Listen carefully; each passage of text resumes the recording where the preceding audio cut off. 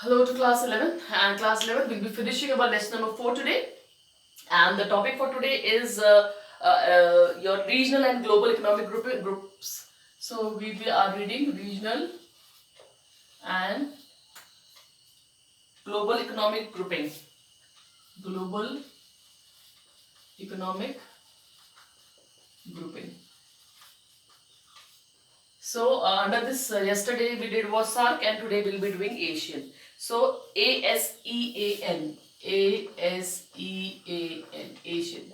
What is the full form of Asian? The full form of Asian is Association of Southeast Asian Nations. Association of Southeast Asian Nations. Right? So, full form is Association of Southeast Asian Nation. Right? It was established in 1967. It was established in 1967. The countries were Indonesia, Malaysia, Philippines, Thailand and Singapore. Countries are Singapore, Thailand, Philippines,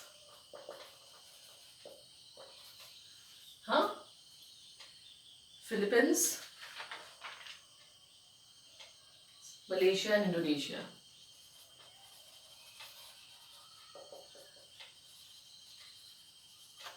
These are the countries, the founding members. These were what the founding members: Indonesia, Philippines, Thailand, Malaysia. Okay, its members increased to 10, joining of Bahrain, Vietnam, Laos, Cambodia and Myanmar. बाद में इसमें और members जुड़ गए, पर ये founding members थे ना. इनका बेसिक पर्पस क्या था? इनका बेसिक पर्पस था regional economic social cultural cooperation. ठीक है, basic purpose was regional economic social promotion. इनका आपस में क्या हो, रीजनल वाइज से ग्रुपिंग बने, रीजनल वाइज एक दूसरे की हेल्प करे, इंटरडिपेंडेंट हो और इंटरलिंक्ड हो जाए. साथ में इकोनॉमिक मामलों में भी एक दूसरे की मदद करे ये कंट्रीज, जो 10 कंट्रीज हैं, और सोशल प्रमोशंस भी यहाँ पे हो. ठीक है, Asian is struggling with those political economic and environment problems. जो जितनी भी यहाँ पे प्रॉब्लम्स है, चाहे वो पॉलिटिकल है, चाहे इकोनॉमिक है, चाहे सोशल प्रॉब्लम्स है, उनको ये प्रॉब्लम्स को डिस्कस करते हैं और उनके ऊपर क्या करते हैं, सॉल्यूशंस निकालते हैं. ठीक है, अब 2009 में क्या हुआ, India enter into agreement with Asian to eliminate import duties on whole lot of manufacture good. 2009 में इंडिया ने क्या किया, इनके साथ एक ग्रुप की मीटिंग करी और इस नतीजे में पहुंचे कि इंपोर्ट ड्यूटीज क्या की जाएगी, बहुत हद तक कम कर दी जाएगी. This would result in free flow of goods and services. Both India and ASEAN have emerged as key market for each other. The Free Trade Pact has accelerated trade between Asia Group and India. तो इनकी India और Asia का, इनका क्या है, India और Asian का क्या है, फ्री ट्रेड पैक्ट है, या आप बोलोगे फ्री ड्यूटी पैक्ट है. जितना भी ट्रेड होगा उसमें क्या होगा, ड्यूटी मिनिमम रखी जाएगी, ताकि एशियन कंट्रीज और इंडिया के बीच में एक अच्छा क्या क्रिएट हो सके, एक अच्छा इकोनॉमिक रिलेशन, ट्रांजैक्शंस क्रिएट हो सके. ठीक है, तो ये आपका क्या हो गया, एशिया हो गया. Next is European union. Next is European union. अब यूरोपियन यूनियन क्या है? European union is important example of powerful countries. इसमें पावरफुल कंट्रीज हैं. ठीक है, ये क्या हुआ, economic community which letter became the European community. And after 1930 to 93, the European Union, its members grew and its geographical scope extended to 15 countries by 1997. ठीक है, इसमें बहुत सारी कंट्रीज है. 1957 में 6 यूरोपियन कंट्रीज ने इसको स्टार्ट किया था. इन 1957 6 यूरोपियन कंट्रीज ने started this group. अब ये सारी की सारी कंट्रीज जिन्होंने इसको स्टार्ट किया था, ये बहुत ही क्या थी, पावरफुल कंट्रीज थी. इसमें था आपका France, Belgium, Germany, Italy, Holland. ठीक है, फ्रांस एग्जांपल है इसका, जर्मनी है, हॉलैंड था. ठीक है, इसमें हॉलैंड भी था, इटली भी था, लग्जमबर्ग था, इटली भी था इसमें. इन लोगों ने मिलकर के इसको स्टार्ट किया। अब पर्पस क्या था इसको स्टार्ट करने का? इसको स्टार्ट करने का पर्पस ये था कि यूरोपियन कंट्रीज ये सब क्या करें, आपस में एक अच्छा तालमेल बिठाए, इंटर रिलेशनशिप क्रिएट हो, उनमें सोशल इकोनॉमिक जितने भी बैरियर्स है उनको कम से कम लोअर स्तर पे ले आए और इन बैरियर्स को हटा करके ये एक अच्छी रिलेशनशिप बना सके और साथ में इनके क्या हो, अच्छे ट्रेड्स रिलेशंस बने और क्या हो, बढ़िया फ्लो करे ट्रेड और एलिमिनेशन कर दिया जाए, टैरिफ ड्यूटीज को एलिमिनेट किया गया, जितना भी इंपोर्ट एक्सपोर्ट में ड्यूटीज लगती थी उनको एलिमिनेट किया गया। बेसिकली इकोनॉमिक ट्रांजैक्शन को स्ट्रांग बनाने के लिए इसको किया गया। और आगे उन्होंने क्या किया था, EU has created a common currency euro. यहाँ पे कॉमन करेंसी स्टार्ट की गई है यूरो, ठीक है, ये इनकी कॉमन करेंसी है क्या, euro. Euro is the common currency. अब ये क्यों क्या स्टार्ट किया गया, ताकि एलिमिनेट कर सके फ्लक्चुएशन एक्सचेंज रेट के। However, one of the major objective of creating a single common market has not been achieved. However, United Kingdom left the group of EU in 2016. 2016 में यूनाइटेड किंगडम ने इस group को छोड़ दिया। अब उसके reasons क्या है वो डिस्कस हमको सिलेबस के हिसाब से नहीं करने हैं, ठीक है।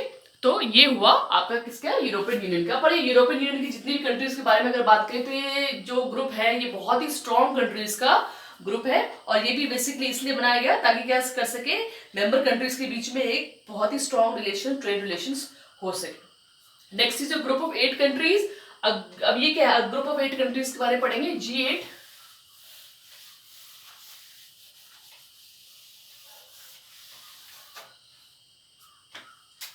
A group of 8 countries, G8 group of, ये भी बहुत ही स्ट्रॉन्ग कंट्रीज का ग्रुप है। A group of 8 countries, a group of leading advanced industrial countries of the world has been meeting at a regular annual summit conference since 1997. 1997 से जो strong countries हैं, 8 countries हैं, ये क्या है, मिलती रही है। इसमें आपकी क्या कौन सी है, Britain, France, Germany, Italy, Canada. इसमें है Britain, France, Germany, Italy, Canada, right. Then you have Japan, USA, इस तरह की कंट्रीज है। तो ये मिली, ठीक है। इसके बाद में और भी कंट्रीज ने ज्वाइन किया, लेकिन ये 1997 में मिली और इन्होंने ज्वाइन कर लिया। और रशिया भी है इसमें एक, ठीक है। अब 8 हो गई है ये। जब ये कंट्रीज जर्मनी, इटली, कनाडा, ये जब मिली सब्सिक्वेंटली ज्वाइन किया इसको रशिया ने, it came to be known as group of 8। अब ये क्या है, जो दीज ग्रुप ऑफ 8 है, ये क्यों मिल रहे हैं, ये economic policies, monetary management, exchange rate of interest, import exports, business, economic transactions, इन सबको आपसी कंट्रीज में स्ट्रॉन्ग बनाने के लिए इसको बनाया गया। They have been also attempting to collective coordinating their economic policies to assist growth of employment across G8 nations. यहाँ पे सिर्फ इसी की बात नहीं है कि हमको ट्रेड रिलेशंस अच्छे करने हैं, यहाँ तक कि एम्प्लॉयमेंट की जो स्थिति थी इन 8 कंट्रीज में उनको और भी ज्यादा बेहतर बनाने के लिए क्या किया गया, एक ही प्लेटफॉर्म में मॉनेटरी और इकोनॉमिक पॉलिसीज को बनाए जाने की तैयारी की जाने लगी इन 8 कंट्रीज के बीच में। हाँ, though these countries were very strong, but to make them more strong and to improve the status of the employment in these countries, they decided upon the coordinating economic policies. So basically what they did was coordinating economic policies.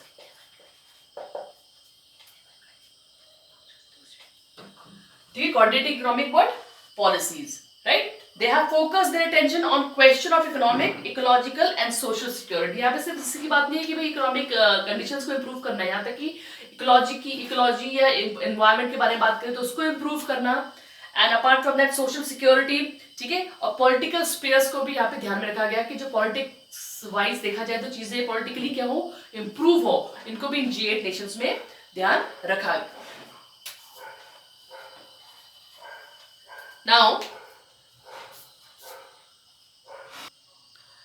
Now G20 was created in 1999 and it is an expansion of G8.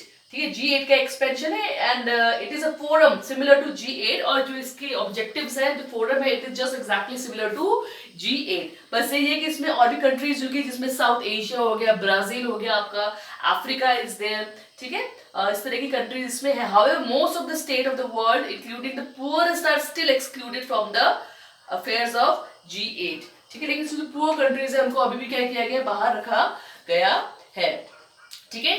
However, more state of the world, including the poorest, are still excluded from this organization, and it has remained basically the affairs of G8 only. तो G20 के बारे में जो बोलते हैं कि extension है G8 का, G8 को जो बड़ा कर दिया गया तो वो G20 बना दिया गया, लेकिन यहाँ पे अभी भी पुअर कंट्रीज को दूर रखा गया। इसके जितने बेनिफिट्स हैं या जितनी policies that will be made under this G20, the poor countries are still out of it. So we can basically say that G20 is nothing but the extension of G8 only, but it basically is what the affair of G8 countries only. So these were what? These were the groups. These were what we were reading, the regional and global economic grouping. Now what exactly regional economic grouping है क्या? Regional economic grouping आपकी region wise बनती है, अब particular region की countries ही इसमें members होंगी और वो अपनी economic, social welfare, social security, political spheres को ध्यान में रखते हुए कुछ नियम कानून बनाते हैं जिससे क्या हो सके उस particular member country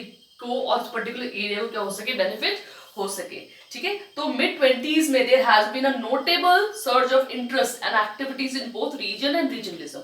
At the same time, there has been an increase in awareness of possibilities of regional cooperation among the different nations.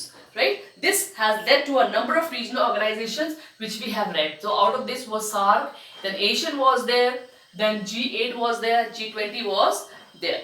So this finishes your lesson number 4, and soon we'll be moving to lesson number 5 and starting the videos of lesson number 5. Till then, keep completing your notes.